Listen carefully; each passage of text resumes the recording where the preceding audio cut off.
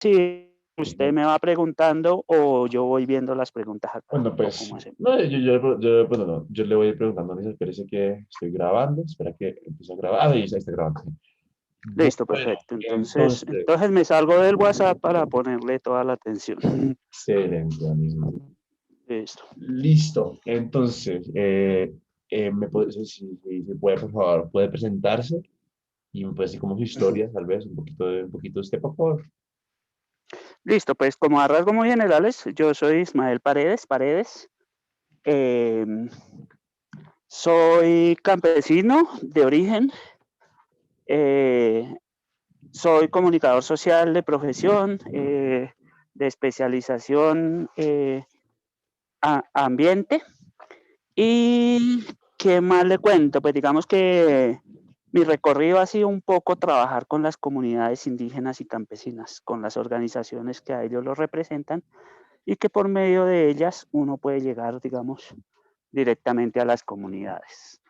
Y jogueándome un poco en el tema de la escritura, tanto periodística como literaria, digamos que a rasgos muy generales, podría ser mi perfil Excelente. profesional y personal. Listo. En su carrera ayudando a comunidades indígenas y ayudando a comunidades campesinas y pues en lo que usted hace, también puede ser en el método, pues en su carrera periodística y también literaria. ¿Cuál ha sido su mayor logro o lo que usted siente que se siente más orgulloso en términos de ayudar o satisfacer una necesidad del pueblo colombiano o ayudar al pueblo en general?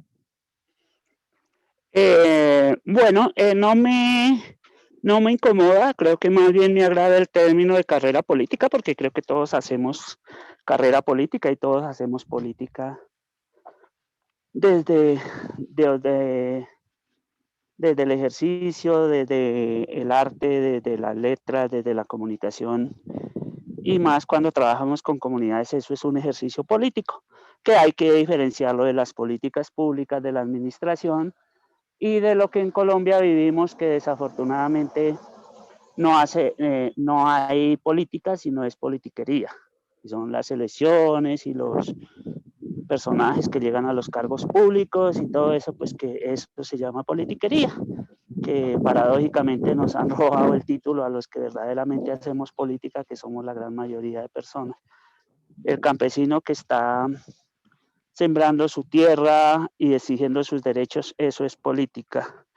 Eh, Ustedes que están estudiando y están eh, preparándose y haciendo este tipo de propuestas, eso es política realmente.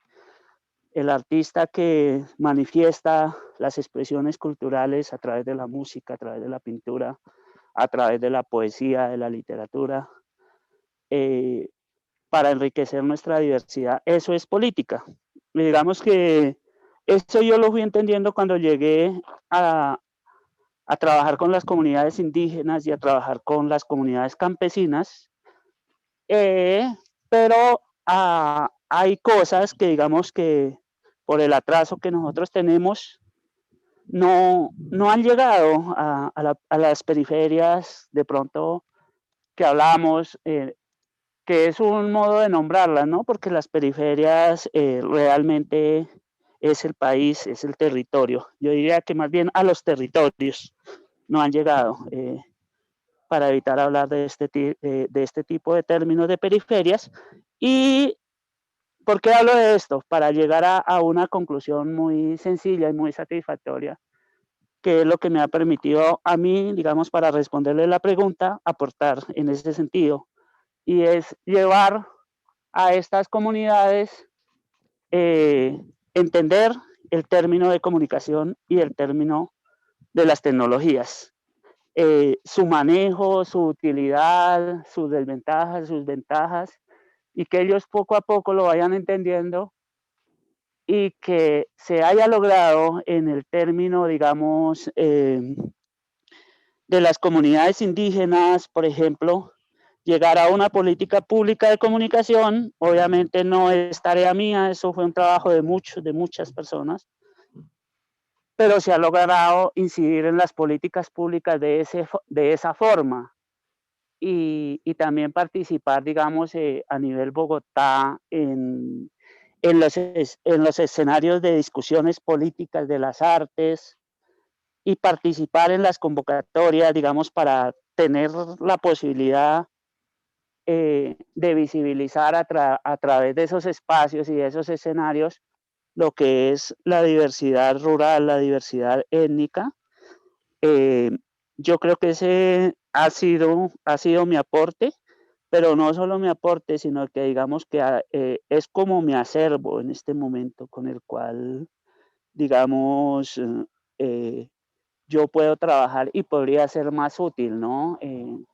Desde los términos de propuestas que se puedan hacer para que se puedan beneficiar estas comunidades en términos de, eh, en términos democráticos, digamos, ¿no? De que tengan acceso a la participación ciudadana y de que tengan acceso a los beneficios y sobre todo a las nuevas formas eh, de que ellos se puedan comunicar, pero teniendo en cuenta, porque digamos que el trabajo que yo he hecho, siempre lo he hecho, y ese sería otro poco mi experiencia desde mi carrera política, es que siempre lo he hecho respetando sus formas y sus tradiciones de como ellos sean, no porque llegue internet o porque llegue el audiovisual o porque llegue las emisoras a los territorios, no vamos a desconocer otras formas de comunicación que tengan las comunidades u otras formas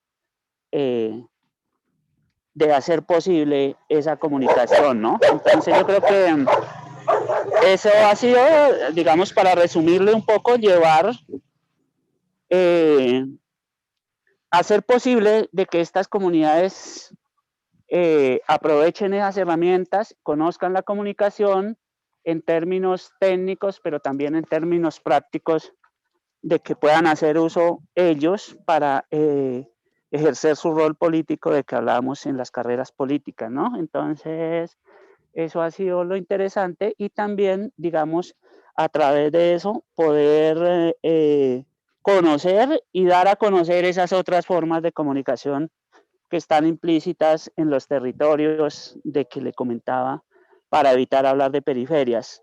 Eh, Periferias lo tomaría en el sentido de exclusión, de que el Estado y de que la sociedad no conozca, digamos, esa riqueza y esas posibilidades que hay en los territorios.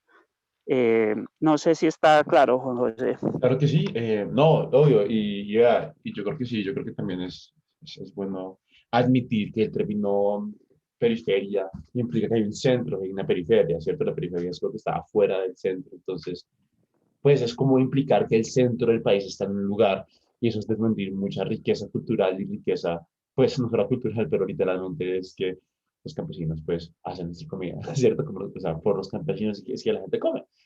Entonces es un poco, sí, es desmentir. Uso el término a veces no porque sea algo real a la realidad, o sea, no porque sea como que, no porque sea como, ¿cómo le diría? No porque sea muy, como, no porque sea verdad, sino porque como que es como que también admitir que sí, que existe una clara centralización que pues Colombia de Cali para abajo, pues, ¿cierto? Y ahí veo usted Chocó, entonces pues sí, efectivamente, yo creo, aunque también creo que es un término que no me agrada mucho usar, porque sí, siento que es un poco despectivo.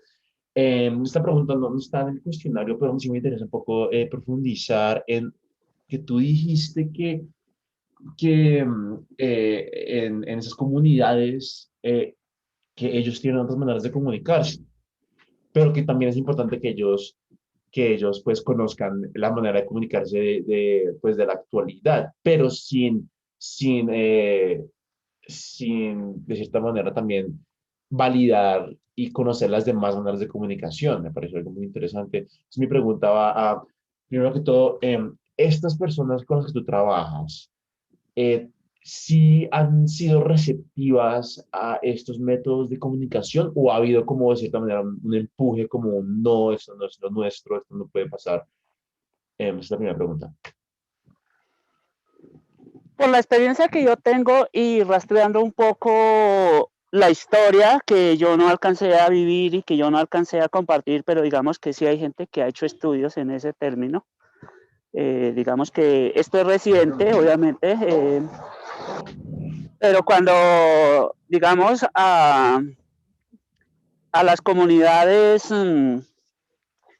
que ya hoy tienen esos servicios, esa cobertura y esas posibilidades, claro, como todo, en comienzo hubo reticencia. Ya cuando yo conocí el escenario y que yo me doy de cuenta por una experiencia muy reciente que tuve de llegar a una comunidad, a unas comunidades del Baupés que se llaman Bocas del Querarí, la cuestión no es que haya resistencia, la cuestión es que ellos todavía no tienen acceso y todavía no tienen un conocimiento. O sea, a mí me cogieron allá de improviso para que les explicara que era una red social y pues yo no tenía en ese momento una preparación técnica, digamos, una presentación en PowerPoint, en diapositivas. Entonces me quedaba muy difícil explicarles cómo funciona Facebook, por ejemplo. Eh, Porque pues explicarles hablando a una comunidad que es Facebook cuando yo no les puedo, digamos, al menos eh, exponer en una pantalla, esto tiene unas pestañas, por acá puedo enviar mensajes, por acá no. Es muy difícil para que ellos lo entiendan. Sin embargo, digamos que yo eché mano de unas cartulinas y traté de explicarles ahí a ellos.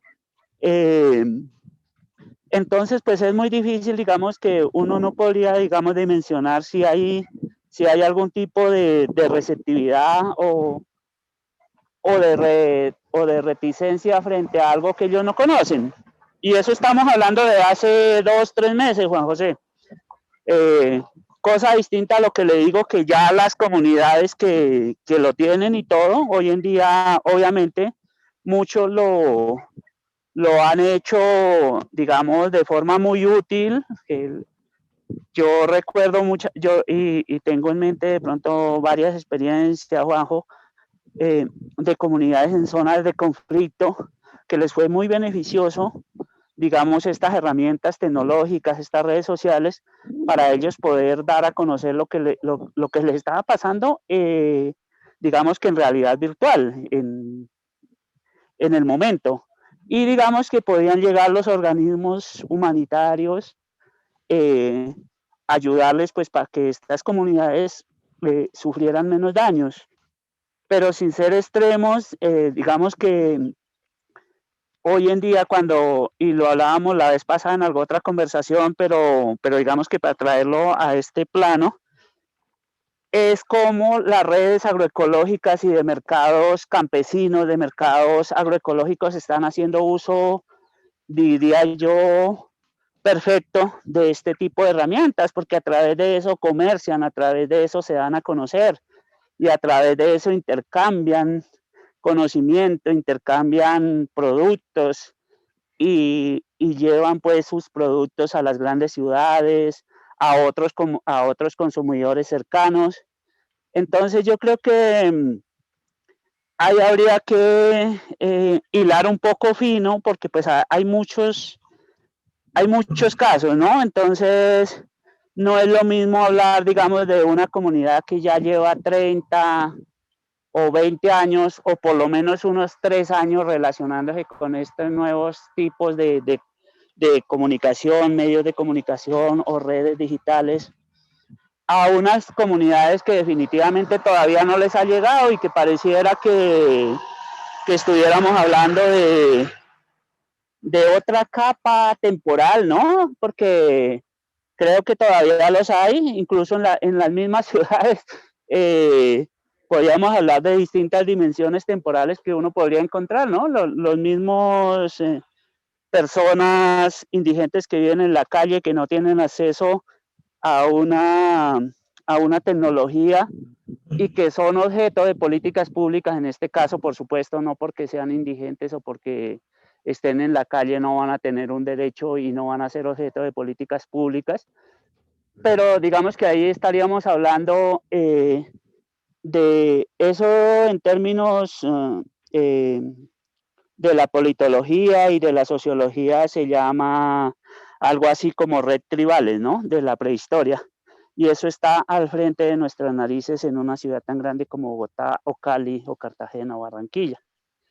O está en los territorios extremos, como ese ejemplo que le ponía del Querarí, y para no ir tan lejos, acá en el altiplano cundiboyacense hay muchas comunidades rurales donde todavía no hay uso de teléfono y no hay y no cuentan con estas herramientas porque no existe ni la infraestructura ni la cobertura.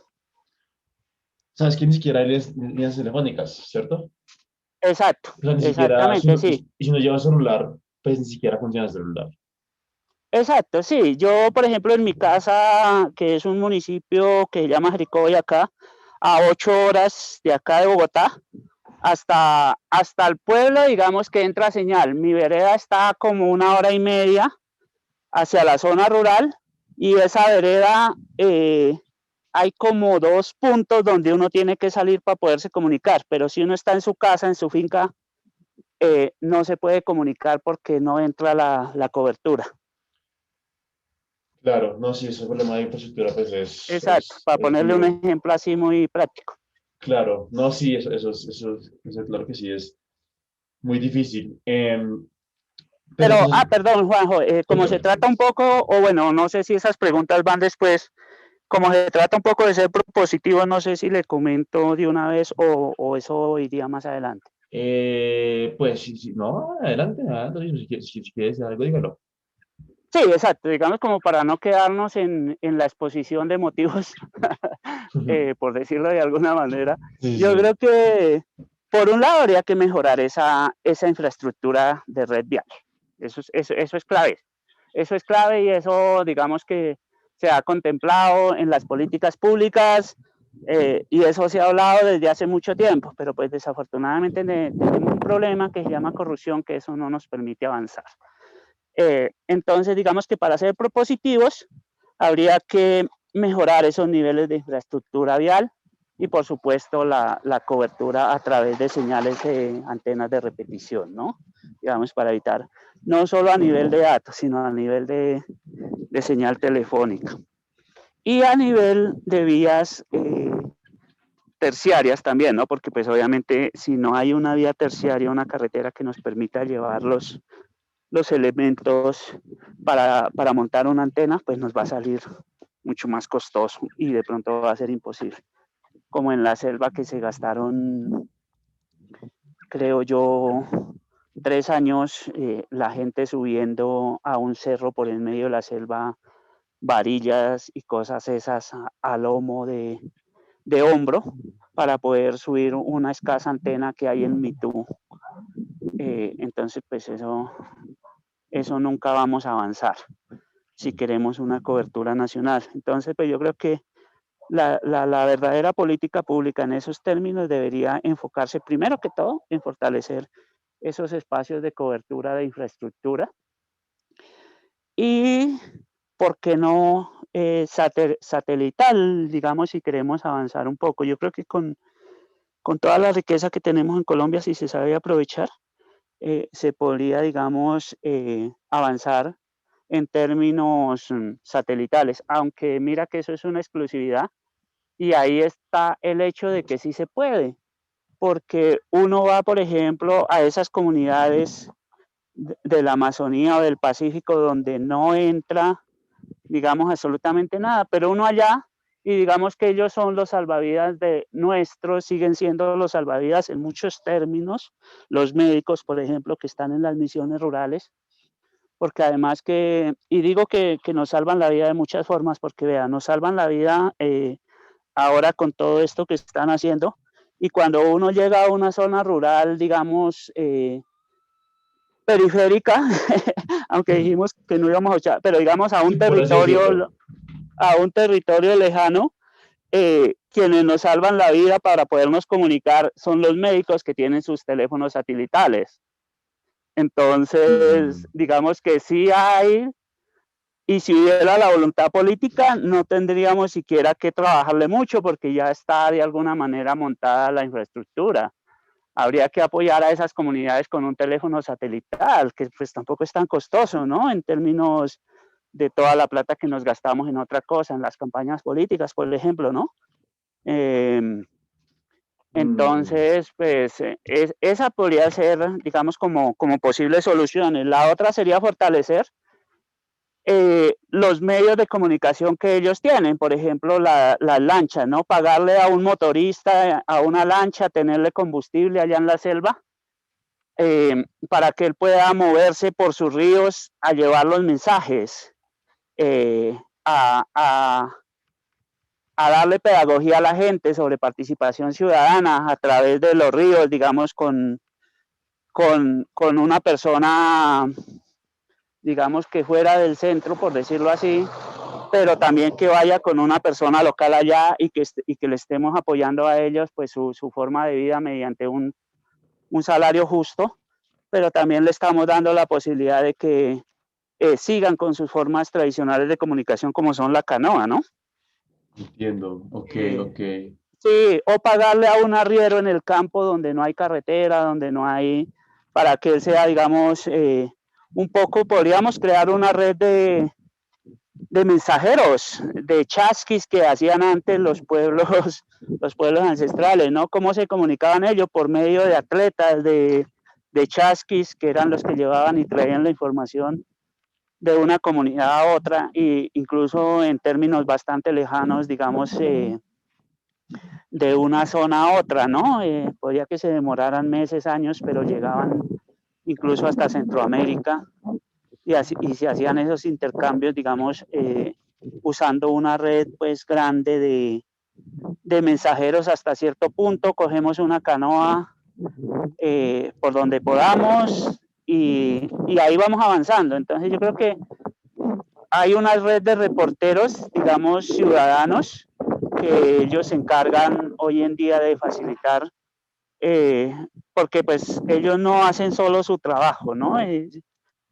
De buscar la información, sino que a su vez, como son reporteros locales, entonces ellos llevan y traen razones, llevan y traen encomiendas. Pero podríamos pensarnos en una red de mensajeros haciendo un poco eco de ese tipo de red de reporteros ciudadanos que ya existen en el Putumayo, por ejemplo, en el Caquetá y en otras regiones. Entonces, pues yo creo que como para ir esbozando ideas propositivas, Juanjo. Claro que sí, muy interesante lo que dice Ismael. Qué pena. Em, claro,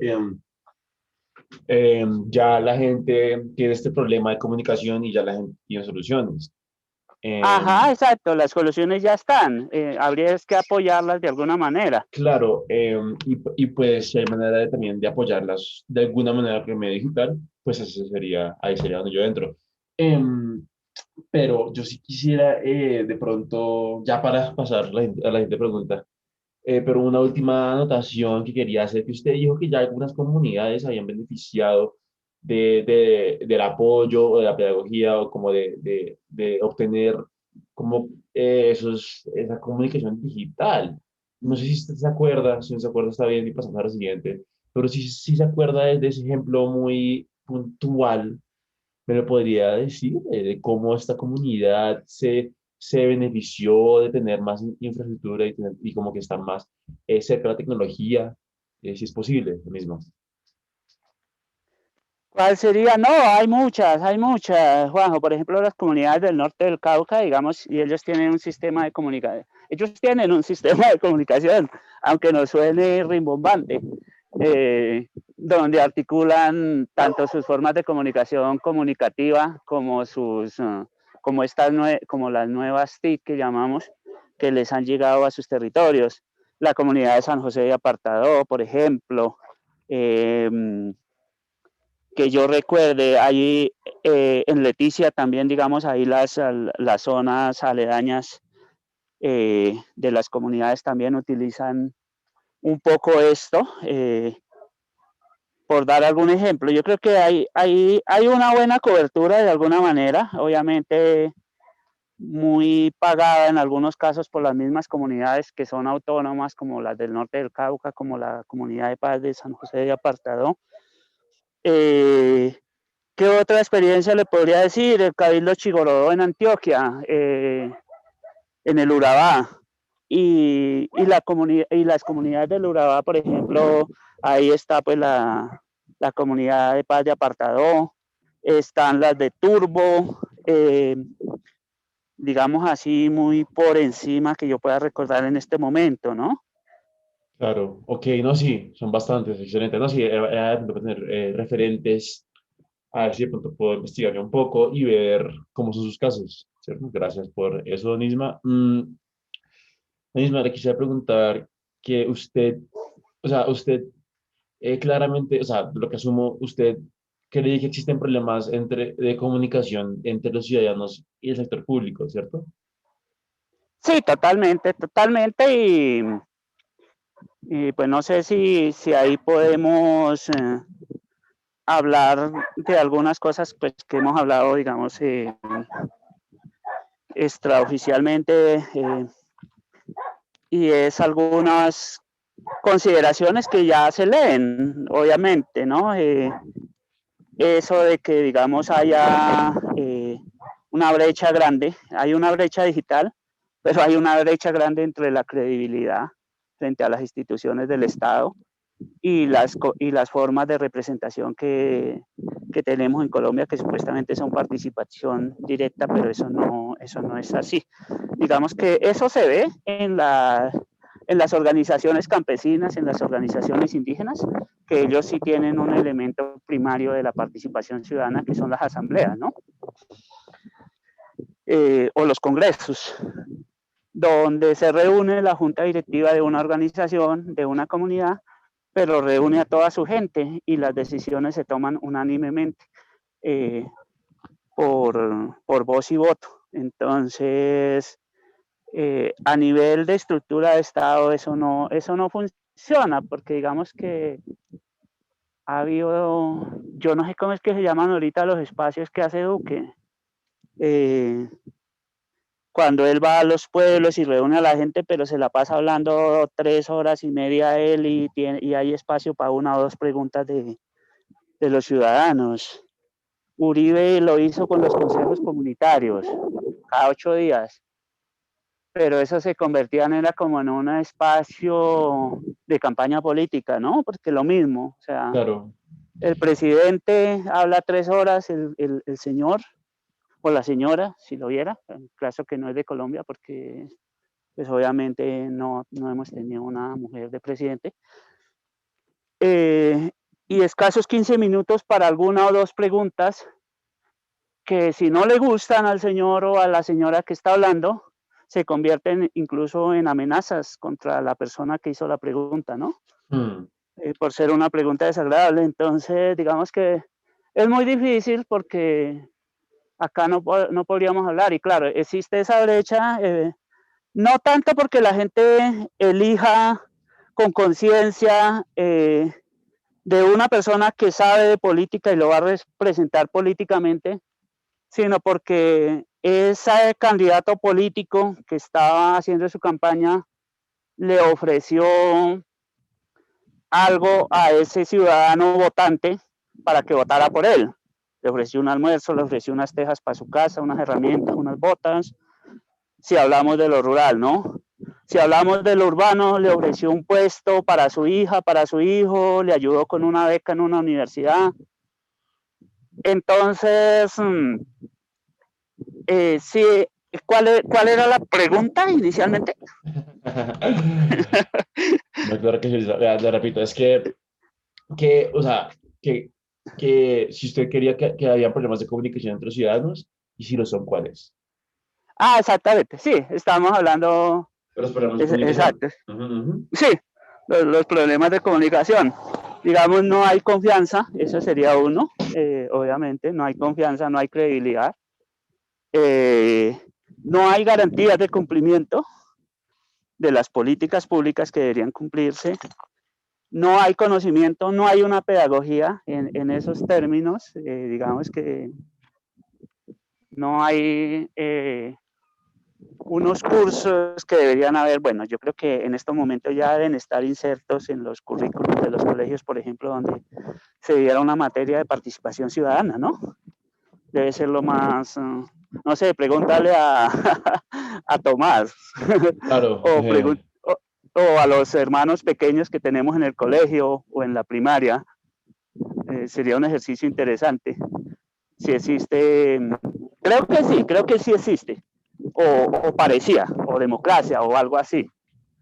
Entonces, en la educación, digamos que esos serían elementos comunicativos que nos empezarían a fortalecer la participación ciudadana y que no hubiera estos baches tan grandes que hay hoy en día de comunicación entre la ciudadanía y lo público, ¿no?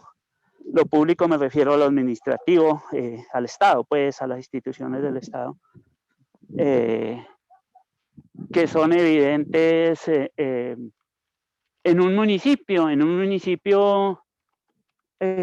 mucha de la gente de la Calera, por ejemplo, digamos que de alguna manera son campesinos activos, pero no saben qué concejal hay y qué está haciendo ese concejal en beneficio de su vereda, ¿no? Pasan los 4 años de sesiones y un cabildante no viene a una vereda. Entonces, ¿qué tipo de política estamos haciendo? claro. En Bogotá pasa lo mismo, ¿no? En Bogotá toda la prensa publicitaria se la lleva el alcalde o la alcaldesa de turno, pero las juntas de administradoras locales, los ediles, es muy raro encontrárselos unos en una asamblea de una junta de acción comunal de un barrio, ¿no? Articulando con la junta de acción comunal. Digamos que en los barrios escasamente y en las veredas uno conoce la junta de acción comunal, porque bueno, ellos solucionan problemas primarios de acueductos comunitarios, de peleas entre la gente, de incidencia política, pero digamos que esos son niveles primarios y a pesar de que las juntas de acción comunal, por ejemplo, están dentro de la estructura del Estado, pero no tienen recursos para operar, ¿no? Que como deberían tenerlo una corporación como un consejo o como tiene la alcaldía. Y se supone que debería tener recursos porque son, digamos, el espacio más primario con el cual la ciudadanía se pudiera comunicar. Entonces, en algunos casos no se conoce tampoco y no interactuamos los ciudadanos con la Junta de Acción Comunal de nuestras veredas, de nuestros barrios, ¿no? Entonces, por ahí empieza, digamos, ese desconocimiento. Entiendo. Y, y claro, tampoco que no hay un nivel de conocimiento, por eso le digo que es tan importante una materia que no sea acartonada, obviamente, porque pues para los niños no debe haber una educación acartonada, pero incluso yo creo que desde primaria debería haber un ejercicio de participación ciudadana, ¿no? Algo así como cuerpos colegiados infantiles, para empezar, digamos, como a generar ese tipo de conocimiento y a generar ese tipo de que de verdad haya una comunicación.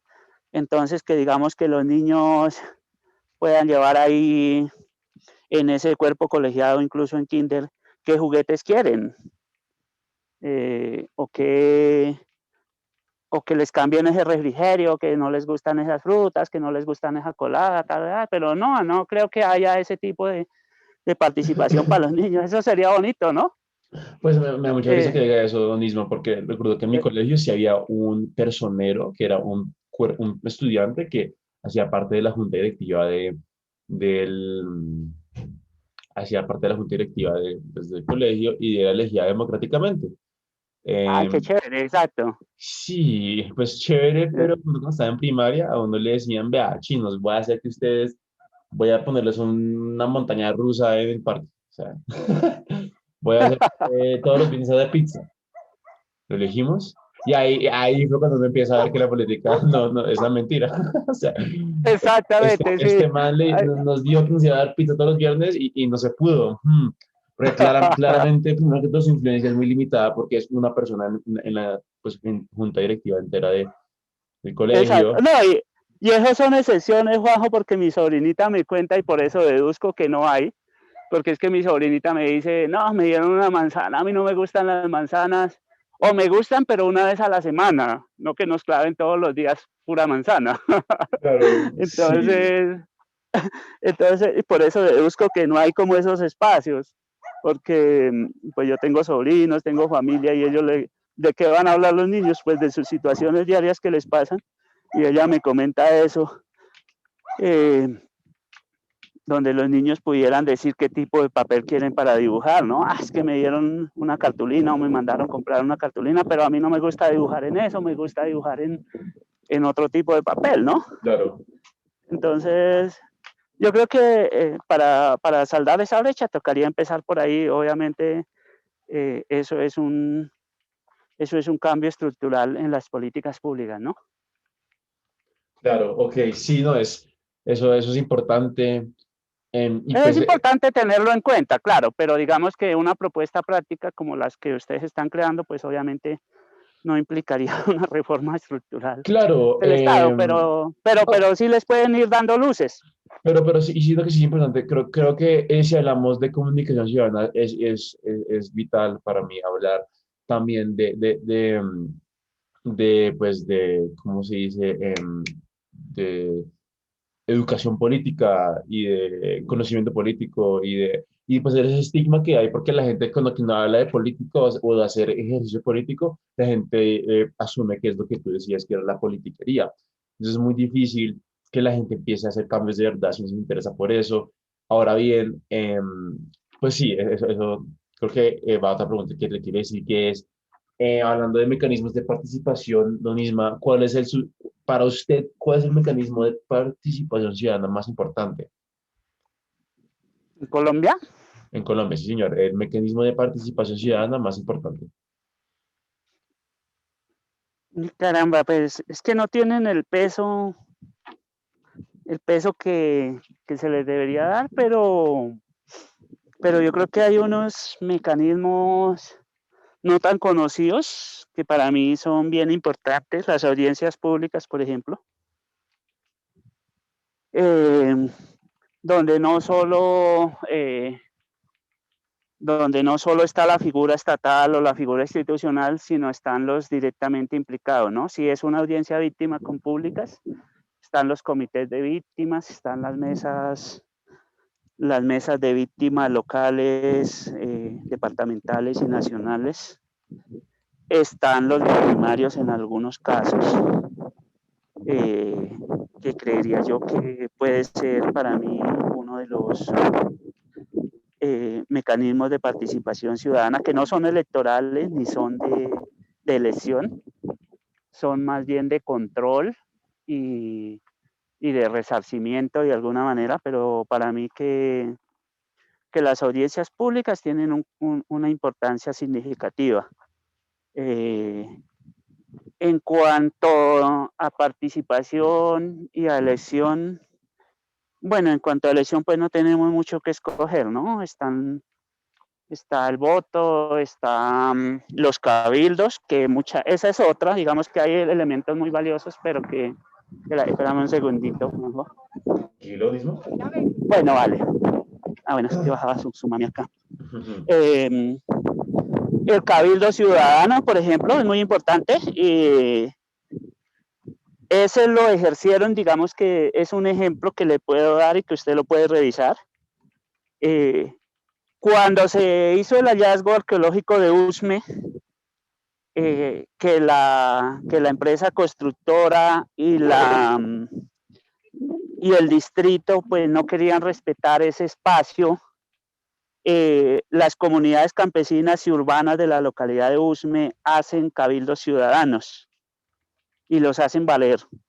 Sacan un mandato y con base en ese mandato le toca al Estado acatar la decisión de la ciudadanía. Y hoy en día tenemos ese hallazgo preservado después de 13 años. Ese es un ejemplo muy valioso, digamos. Claro, Pero hay un desconocimiento de fondo de que existen esos espacios, ¿no? Mucha de la gente no sabe que es un cabildo ciudadano. Entonces, hace parte de esa carencia pedagógica que hablábamos. Yo pensaría que así, digamos, a rasgos muy generales, ya si hablamos de lo campesino y de lo indígena, obviamente están las asambleas, los congresos que les decía, que son los espacios de ciudadanos muy valiosos, pero pues a que además de esos espacios están los comités de jóvenes, los comités de mujeres, los comités de sabios, de médicos tradicionales, de parteras en las comunidades negras. En las comunidades negras están los consejos comunitarios, que también se rigen por la asamblea y también se rigen por el Congreso y también se rigen por comités. Fíjate que es bastante la diversidad que tenemos, ¿no? En las comunidades indígenas, en las comunidades negras es mucho más amplio eso si se quiere ver, eh, porque existen comités de parteras, de bicheros, de la gente que prepara el destilado de aguardiente artesanal.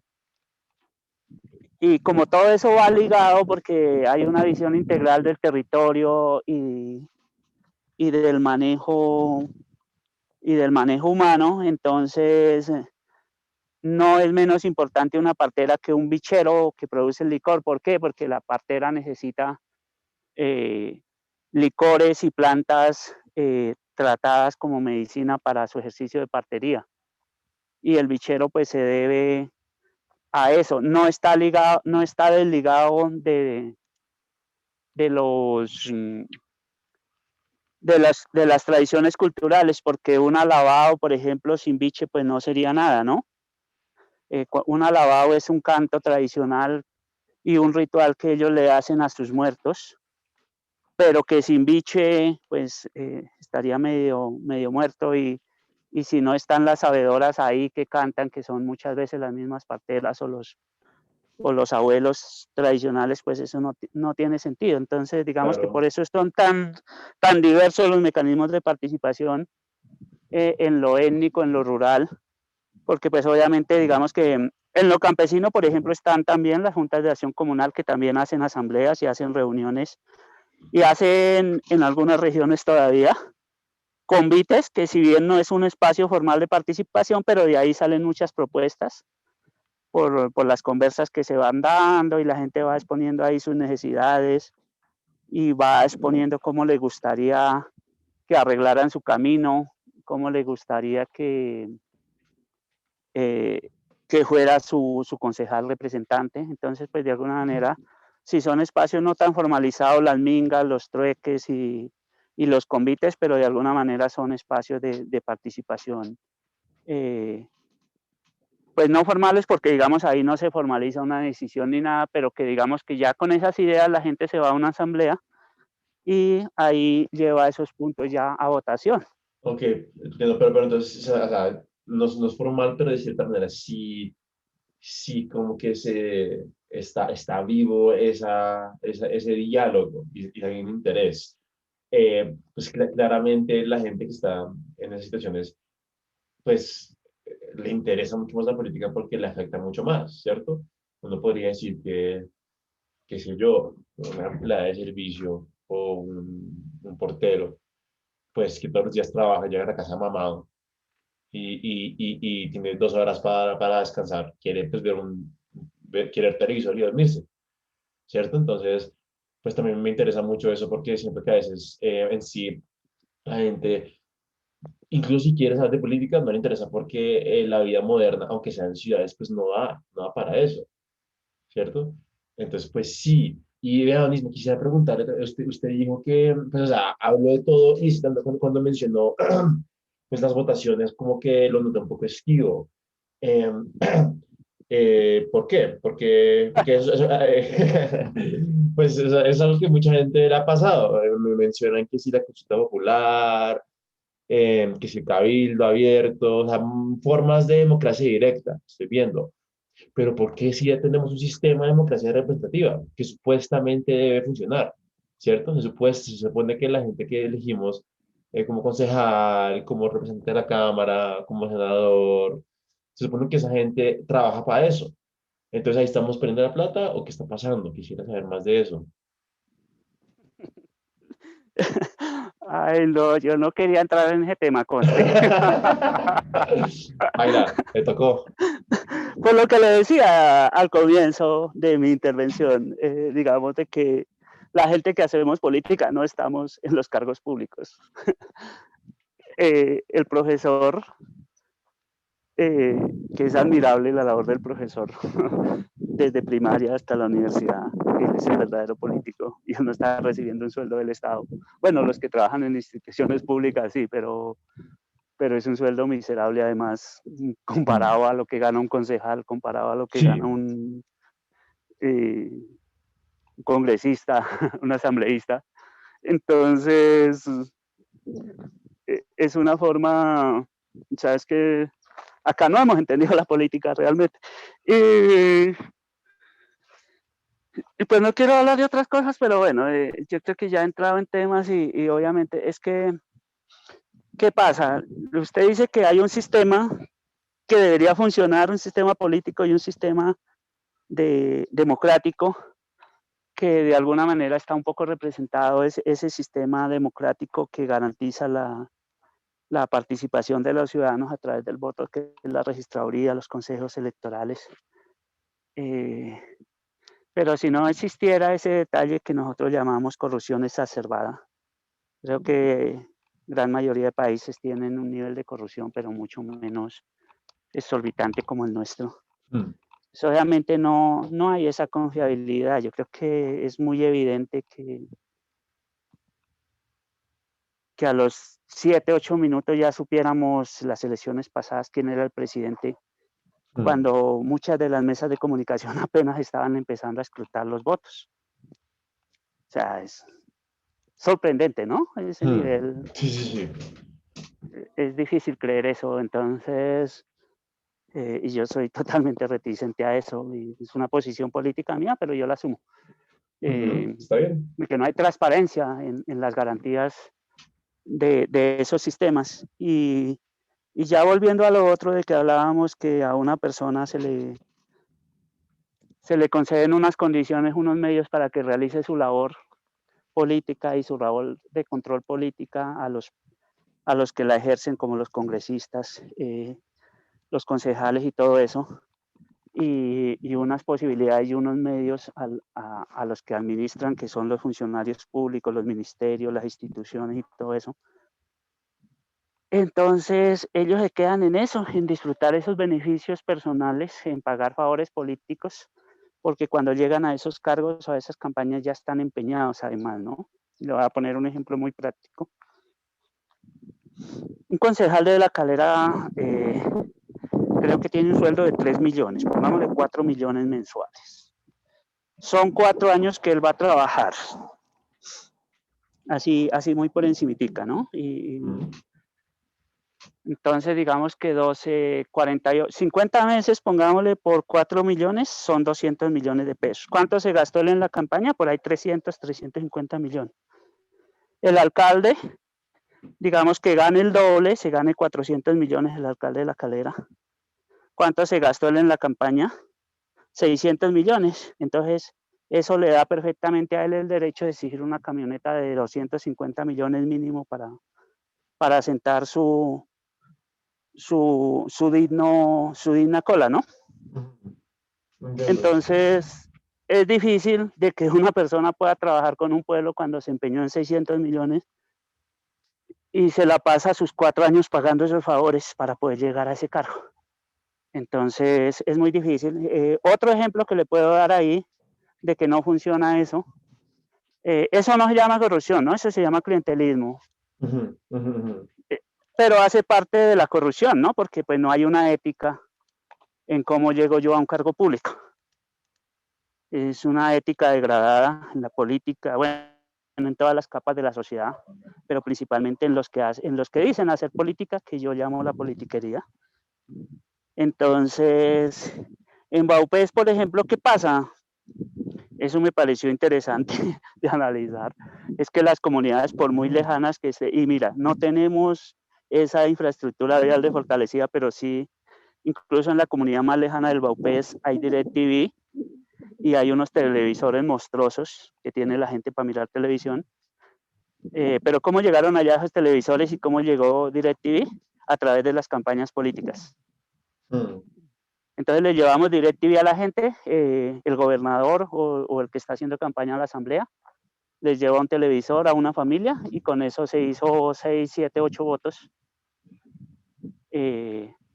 que de alguna manera también es una cooptación al ciudadano, ¿no? Porque si yo como ciudadano que voté por este representante, ¿y cómo voy a llegar allá a decirle, hermano, necesitamos educación de calidad, necesitamos servicios de salud, necesitamos fortalecer nuestros sistemas de comunicaciones por los ríos? ¿Y qué me va a decir el político? No, pues yo le llevé un televisor allá, yo le pagué a usted. O sea, ¿qué viene a reclamarme? Mm, También hay responsabilidad de parte de acá, ¿no? De la ciudadanía, obviamente. ujú. Pero yo en eso sí soy bastante escéptico, Juan José, se lo cuento de corazón. Y como yo que de alguna manera, claro, yo tengo que votar, obviamente, es mi obligación de ciudadano. Pero como yo hay mucha gente, eh,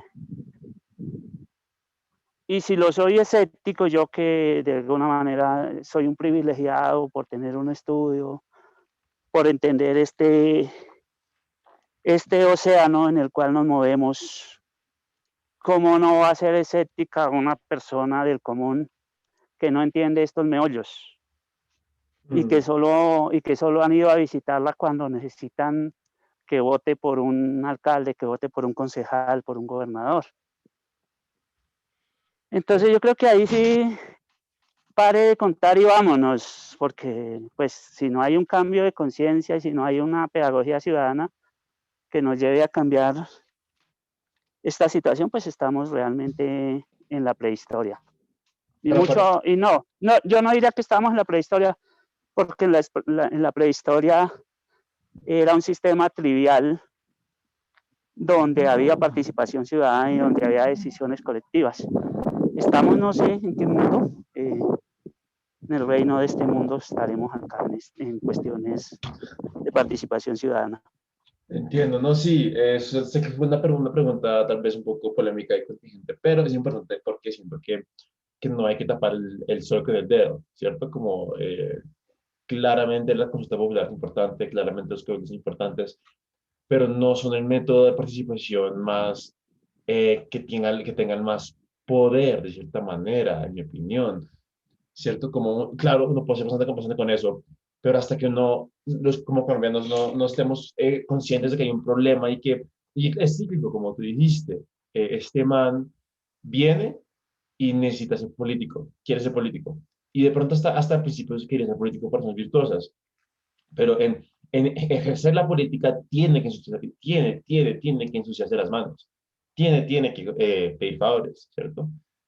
Y en eso pues y ahí entra en todo en un círculo social donde el man tiene que conseguir votos, entonces va a los lugares como más pobres y dice, vea, les regalo esto, aquello, ¿cierto? Y después el man, en vez de enfocarse en lo que la gente quiere, tiene que enfocarse en lo que tú dices, en pagar favores, y eso es algo cíclico. Entonces, llegó allá porque pidió favores, pero entonces está allá para devolver los favores. Y lo mismo con los ciudadanos, ¿cierto? Yo, ¿por qué voy a esperar a que un man esté en posición y que a los 2 años me solucione en carretera? Si me dice ya, ahorita, hoy mismo, que si todos acá en el barrio votan por mí, le arreglo la carretera de mi bolsillo, ¿cierto? Entonces yo Ujú. como ciudadano, pues también soy práctico. Yo, ¿por qué voy a esperar a este man que a los 2 años o sea, ¿qué tal que se olvide de mí? ¿Qué tal que yo tenga mucho poder? ¿Qué tal que se aficione? ¿Qué tal que no quiera? Después, porque yo voy a esperar a que sea elegido. Si ya mismo él me va a decir, vea, le doy esto ya, en este instante, le doy esta plata para que usted compre comida, le doy este guaro para que usted como que se fieste, le doy esta carretera. Yo, porque como ciudadano, voy a esperar a que el man se posicione y gane, que posiblemente no gane. Yo, ¿por qué voy a esperar? Si el man me lo dice que me lo soluciona ya mismo. Entonces también es algo que sí que los ciudadanos tienen que tener conciencia.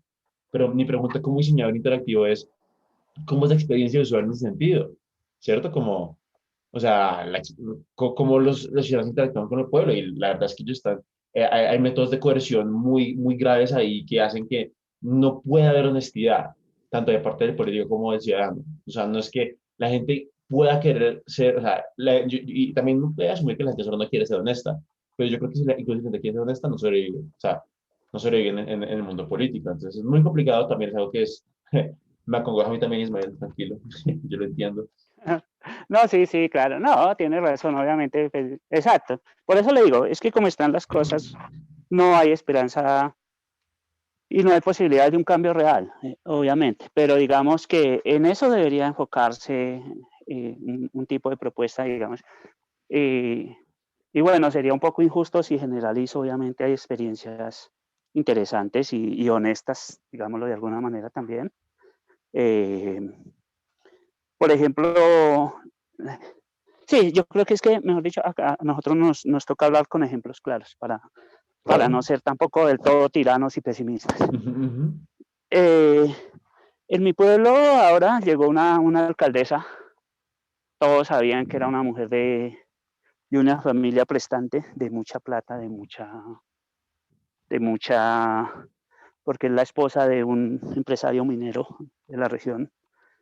Pero esa mujer, pues sí, le ofreció una gaseosa a la gente, obviamente un detalle, eso no está mal, pero esa señora ni le ofreció plata, ni le ofreció una teja a la gente, ni nada, sino que simplemente hizo campaña limpia, le jugó limpio a su oponente que sí pagó votos, que sí hizo todo lo posible por no dejarla subir a ella. Y ella simplemente se puso a recorrer el campo, a hablar con la gente, a exponerle su propuesta política y ganó. Y está haciendo las cosas bien. Las dos últimas gobernaciones de Boyacá y la anterior de Nariño son ejemplos de que sí se puede hacer política y administrar íntegramente. Claro, y es que, Entonces, lo que tú crees, Israel, que pero esas historias no las cuentan los medios. Los medios dicen que exacto, todo está en la M y y, que no hay manera de hacer nada.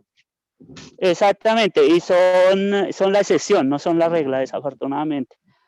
Y hay un caso de campaña política que yo recuerdo en Bogotá bien interesante, que es de un concejal, Juan Carlos Flores. Bueno, él ya no es concejal ahorita y obviamente yo no comparto mi posición política con él, eh, pero lo admiré y creo que ese es un juego limpio de la democracia. Él hizo campaña también sin un peso, su primera campaña al consejo. Se paraba en las esquinas a hablar con la gente, ni siquiera imprimió volante ni nada y ganó. Es para quitársele uno el sombrero, Ujú. independientemente de que uno no comparta sus propuestas políticas. Pero esa es la democracia limpia y transparente. Entiendo, buenísimo. Bueno, pues, o sea, aquí hemos estado un buen tiempito, que yo creo que estás muy ocupado.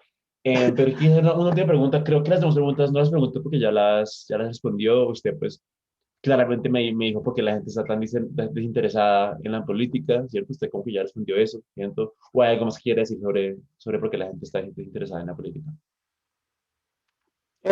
No, yo creo que es un poco eso, Juanjo.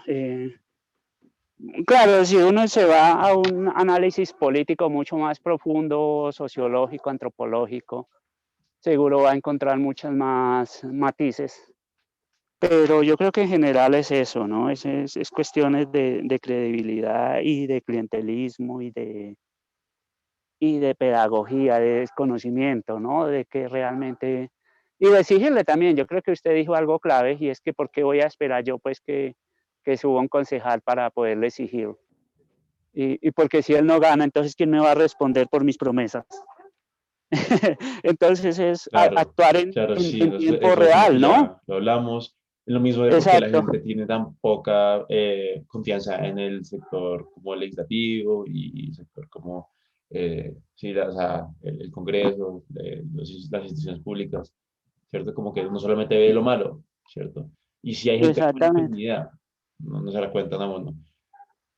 Sí, Em, y cuando existe una buena y posibilidad quisiera, política administrativa es muy poco conocida, entonces lo que claro, hablábamos ahorita. claro, claro, sí. Qué pena, se me caían los audífonos, entonces no escuché bien. Listo, Em, mano. pero entonces, una última pregunta que le quisiera decir, los dos, ¿qué le parece a usted sumamente importante al momento de hablar de comunicación entre las personas del gobierno? Eh, es que ahí está, es que ahí está el problema, porque yo creo que lo primero que un requisito fundamental para la comunicación es la confianza, Ujú, y eso lo podemos notar en las parejas. ujú, entiendo, sí, sí. Sí, entonces, ese, ¿cómo zanjamos este tema? Desarmémonos, desarmémonos un poco las preconcepciones, las concepciones que tengamos de parte y parte. Porque ¿qué sucede? Que la persona que va a comunicarse con una comunidad es un contratista del Estado, es un funcionario de muy bajo rango que no tiene capacidad de contestarle a las personas. Entonces, yo creo que hay que desarmarnos y un funcionario público tiene que tener muy claro lo que va a comunicarle a una comunidad. Sin falsas expectativas. Si ve que no le puede arreglar la carretera, no le digamos que arreglamos la carretera. Y ahí empezamos a construir confianza. De hecho, ese es el primer paso que deberíamos hacer, empezar a construir confianza. Ni siquiera comunicación, porque para construir comunicación tiene que haber confianza y en este momento no la hay. Entonces, esa podría ser una primera propuesta, una campaña pedagógica que nos ayude a construir confianza entre la ciudadanía y la institucionalidad. Creo yo que por ahí podríamos comenzar, porque es muy difícil hablar de comunicación cuando no hay confianza. Y digamos que esa es una diferencia abismal cuando yo voy a trabajar con una comunidad indígena, una organización que se representa, porque ya hay esa confianza. Y como Claro. ya existe esa confianza, entonces empezamos a construir propuestas. Y vuelvo al ejemplo que le daba al comienzo de construir la política pública de comunicación. Como ya los que vamos a hablar con las comunidades somos comunicadores indígenas, somos comunicadores campesinos, empezamos a mirar de qué manera podíamos incidir más en los estados en materia de política pública. Comenzamos a esbozar a través de qué escenarios o qué formas podemos hacer más visible la diversidad étnica y cultural. Entonces, de ahí nacieron los festivales de cine. Pero fíjese que salen propuestas que se materializan porque no tuvimos que desgastarnos el tiempo en construir confianza, porque esa confianza está. Entiendo. Y estando la confianza, se puede empezar a construir propuestas. Entonces, yo creo que para no extendernos tanto en esa propuesta, yo la dejo ahí porque realmente sería tirar flores bonitas al barrial. Realmente, entonces, yo lo dejo ahí, Juanjo, digamos, como para que usted no se desgaste en una propuesta tan No, claro. grande, porque es que no la hay, pero yo pienso y creo totalmente, estoy seguro, que eso es lo primero que se debe hacer. O si no, De acuerdo, Nisma. no es posible. Claro que sí, Onisma. Y ya última pregunta y lo dejo. Mira, muchas gracias a usted por su tiempo, muchas gracias por No, su conocimiento, es muy valioso para este proyecto.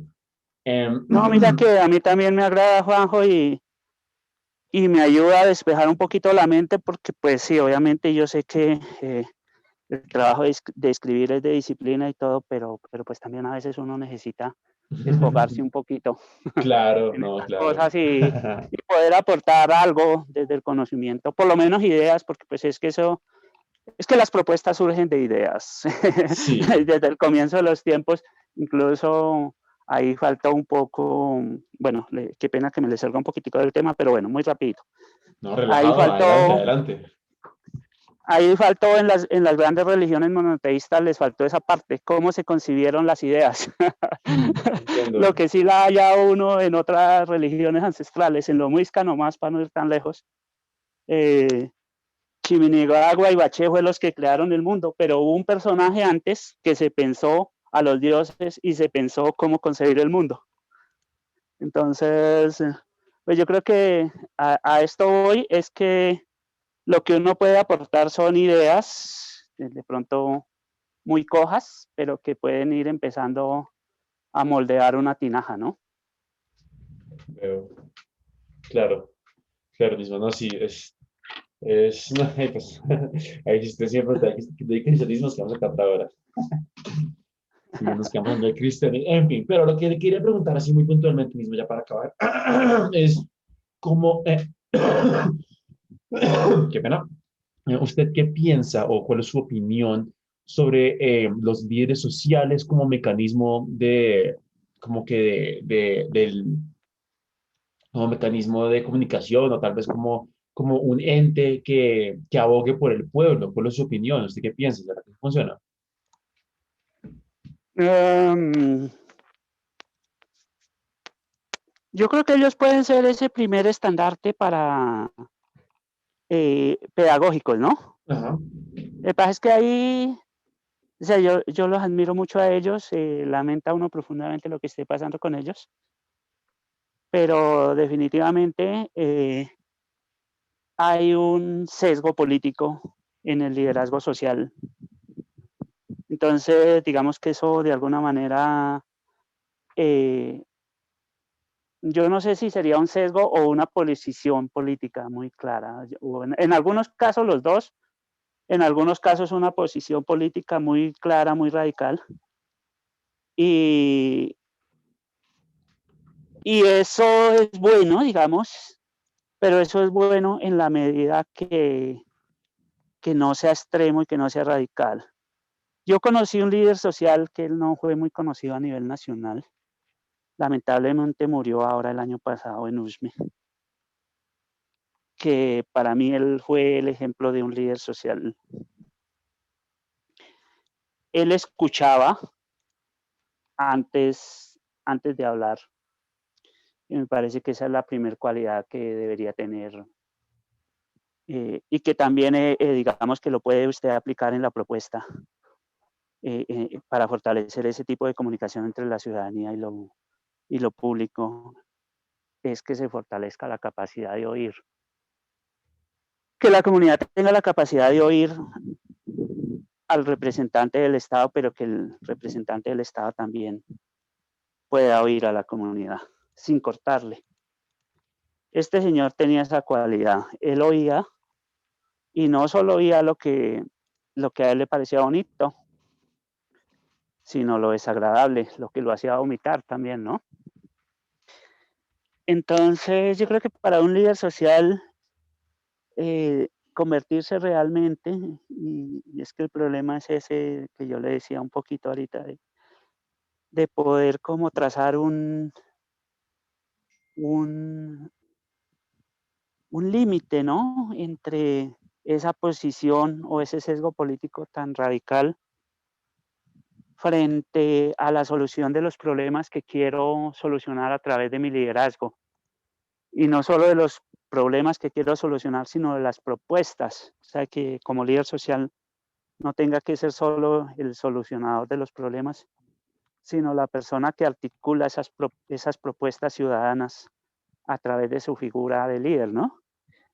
Entonces, pero pues obviamente sí, me parece interesante y me parece que ellos pueden ser eh, ese vehículo interesante para alimar un poco esas asperezas, para hacer ese acercamiento entre lo macro y lo micro, eh, para generar y debatir un poco la propuesta y sobre todo yo creo que ellos se constituyen en un vehículo pedagógico, porque yo creo que un líder social, en lo que yo sepa, ellos sí enseñan política, enseñan participación ciudadana, enseñan eh, puentes comunicativos, muchos de ellos.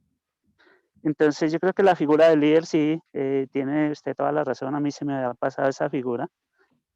Eh, hay otras figuras, obviamente, pero de pronto más desde lo artístico, el artista también puede ser un puente entre esa, pero pues obviamente si vamos a los niveles de insuficiencia, ¿cómo lo llamáramos ahí?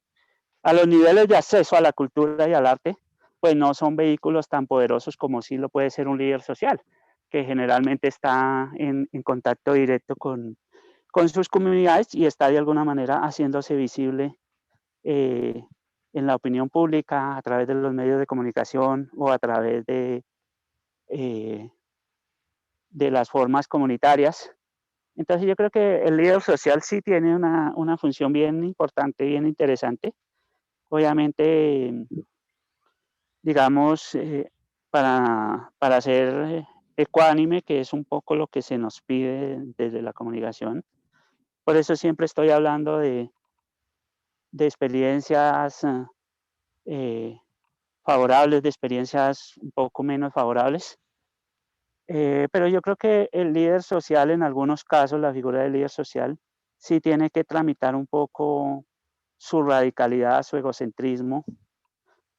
Algunos obviamente, ¿no? Hay líderes sociales, y vuelvo al ejemplo de la persona que le estaba diciendo de Usme, que él se comía su ego, él nunca tuvo ínfulas de poder, sino que fue un hombre que siempre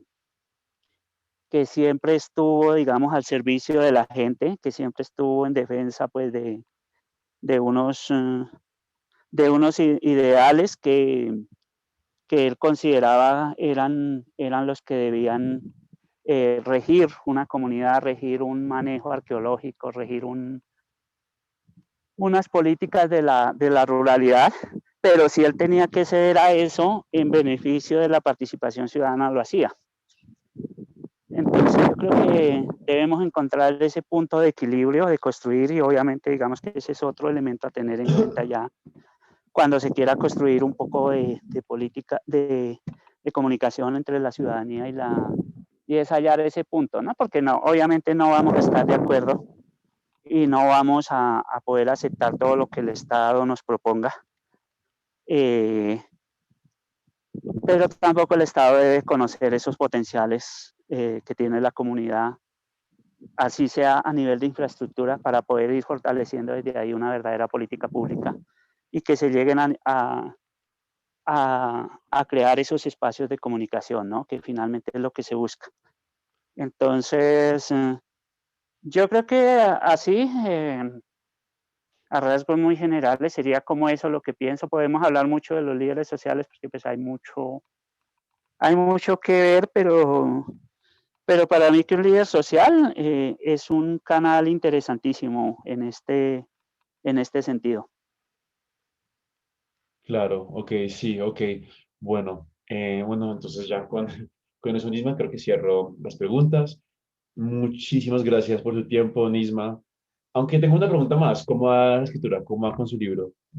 Ahí, ¿cómo lo lleva todo? Bueno, Juanjo, ya para hablar de otras cositas. No, Juanjo, pues ahí voy, hermano. Como habíamos hablado con usted en algún momento, lo que pasa es que sí considero que estaba un poquito, tal vez no fallando en la disciplina, pero lo que pasa es que una cosa es coger y escribir yo 1 o 2 días sobre un tema y dejarlo ahí a los 15 días, a la semana siguiente escribir, de pronto meterle otro tema a la estructura del texto. Y ya cuando voy a articular eso, cuando voy a ponerle ritmo, que se ponga bonito, me doy de cuenta de que hay muchas cosas que repito, de que hay muchas cosas que me sobran, de que hay otras que me faltan para complementar. Entonces, eso técnicamente se llama edición, ¿no? Y artísticamente, en el caso mío, pues que estoy escribiendo sobre el campo, se llamaría como el cardado de la ruana, algo así, Mm. o, o el estilo final del tejido. Entonces, pues Juanjo, ahí voy, me he sentido muy bien, me he sentido contento aprovechando estos 2 primeros mesecitos que está un poco estancado el tema laboral. Entonces, sí, intenté ponerme como meta sacar un primer borrador ahora en el mes de enero. No estuve lejos, pero tampoco estuve tan cerca, todavía me falta. Claro, Pero pues lo que hemos hablado no es cuestión tampoco de un cronograma así tan estricto, pero digamos que sí descubrí es que si quiero hacerlo tengo que anteponer incluso mis intereses económicos, lo que sea, para poder dedicarle el tiempo que se merece. Claro. Entonces, Pero bueno, me alegra que ya se cerquita, Nisma. Entonces me alegra. Lo que le digo, yo estoy esperando ansiosamente. Yo me gustó mucho sus historias cortas de Usme. Entonces, pues aquí yo espero ansiosamente a que usted saque ya su historia final. Cuenta con alguien que lo va a apoyar. Como siempre, Nisma, un gusto hablar con usted. Muchísimas gracias. No sabe lo mucho que usted me ayuda con esta entrevista tan fructífera. Y pues con eso ya lo dejo, Nisma, para que siga ahí dándole duro a la escritura. bueno, Juanjo, me alegro. No, también me alegra saludarlo y creo que, bueno, ahí lo pongo en un trabajo de edición. Claro, pero, relajada, eso ya yo edito después, no eh, pasa nada. pero bueno, hermano, espero que le vaya muy bien y bueno, pues ya buscaremos un momentico por ahí para echarnos una conversadita cuando vengan por acá y todo eso. Y nada, Juanjo, sí, en esas voy. Ya, digamos que teniendo un primer borrador como para terminarle de contar, tendría que reposar la mente en otras cosas unos 2, 3 días y Claro, ponerme a darle ya una lectura final en su integralidad, que digamos que ese es el último paso ya de edición y pues de ahí ya empezar a gestionar cosas mientras se le van haciendo, digamos que pues también es importante que lo lean 2, 3 personas ajenas a uno, claro. pero mientras eso uno ya puede ir haciendo gestiones. Entonces, como en esas estoy, bueno, Juanjo, y también quería contarle ya para despedirnos, porque pues yo sé que también usted tiene que hacer sus cosas No, y todo. tranquilo, adelante, Entonces, adelante. hermano, me fue bien con la crónica que hice acá del sector. y, Crack. Hijo de pucha, y de eso pues es que estoy viviendo de alguna manera, aprovechando también Ajá. esos centavos que me generó. No quedé en el primer puesto, pero quedé en el segundo. Eso es, Uy, re bien. pucha, sí, no importa. Pero pues Sí, obviamente bacano y los comentarios que me hicieron los jurados pues fueron muy propositivos, muy enriquecedores. A mí me gusta pedir esas actas precisamente por eso, porque uno puede leer sus dificultades que tuvo y puede leer también eh, como por qué eligieron ese texto. Entonces, digamos que eso me da motivación, me da seguridad, obviamente me da también mucho empeño de mejorar en la escritura. Entonces, pues eso le cuento, mi viejo. He descuidado un poquito la publicación porque por estar metido acá de patas y claro. cabeza en lo otro. Pero ahorita en este puentecito que haga, digamos, del tránsito del borrador final a la primera lectura ya final, voy a aprovechar como para hacer esa publicación en algún blog o algo y pues ahí le estaré compartiendo. No, pues yo ahora espera eso, Nisma. Pero me alegra mucho que. Y segundo es bueno, Nisma, vea. Sí, no, claro, pues además porque pues uno no, a veces no dimensiona, ¿no? Y claro, esas convocatorias y en estos tiempos de pandemia obviamente son son complicadas participar, ¿no? Porque pues yo pensé que obviamente por ahí participarían 50 personas y resulta que participaron 156 personas. Miércoles. Fue pucha, entonces uno dice, parce, de alguna Sí. manera tuve que tener algún esfuerzo grande y tuve que tener algún acompañamiento por allá de algún ser fantástico para poder llegar a ese logro, ¿no? No, Eh, pero que se puede, Nisma. Pero sí, Claro. exacto, todo se puede. Entonces, por eso tampoco no me achicopala, digamos, sentármele 1 o 2 meses pues más del tiempo que me le he sentado, pero ya digamos como que de lleno a este ejercicio porque sé que sí se puede. Entonces, Pero qué chimba, pues Nisma. independientemente de los logros que vengan después, es la satisfacción también que uno vive en el momento de hacer su trabajo, ¿no? De hacer lo que uno le Sí, gusta. sí, está realizado, eso es lo más importante, Nisma. Claramente uno no puede comer de realización, pero, pero si uno come y no está realizado, pues uno no, nada, ¿cierto? Entonces, Sí, pues, exacto. pues vea, pues, don Nisma, me alegra mucho, mucho. A mí me alegra mucho que la haya logrado así. Le voy a contar a David también que me ha preguntado por usted. Ay, sí, saludos, sí, lo que le digo es que he estado, de hecho, a veces apago el celular días completos. Claro, Eh, entendible, Ayer, entendible. ayer lo tenía prendido, menos mal, y pues, no, generalmente lo dejo prendido como mediodía, eh, pero sí, de hecho, a ratos me ha tocado descomunicarme total hasta 1 o 2 días porque necesito avanzar, digamos, full en eso. Pero generalmente, obviamente, lo prendo al mediodía, a la hora del almuerzo, por la noche, así, o por raticos. O hay días que me toca dejarlo prendido porque hay algo pendiente de trabajo, así. Entonces, Claro. pues qué bueno también que ayer por lo menos me localizó, porque pues yo sé que también estas tareas son de tiempos muy puntuales, ¿no? Sí, sí, sí, sí, eso estuvo Eh, chiripa entonces. Entonces, no, pues nada, saludos a Viviana también y pues bueno, ya después por ahí nos echaremos un vinito. Claro que sí, yo mismo, ojalá pueda subir pronto, no sé si este mes, tal vez el siguiente suba, porque aquí estoy en realidad, pues, sí, pues un par de cosas aquí que me es más conveniente estar acá. Pero bueno, Nisma, hablamos, cuídese mucho, saludos para allá, consiéntame a Lina mucho, que la enseñó mucho a Lina también. Esa sí está aquí, pero feliz. Ay, bueno, Nisma, entonces hablamos, ¿listo? Se cuida. Listo, hermano, buen día, chao. Chao, chao. Chao.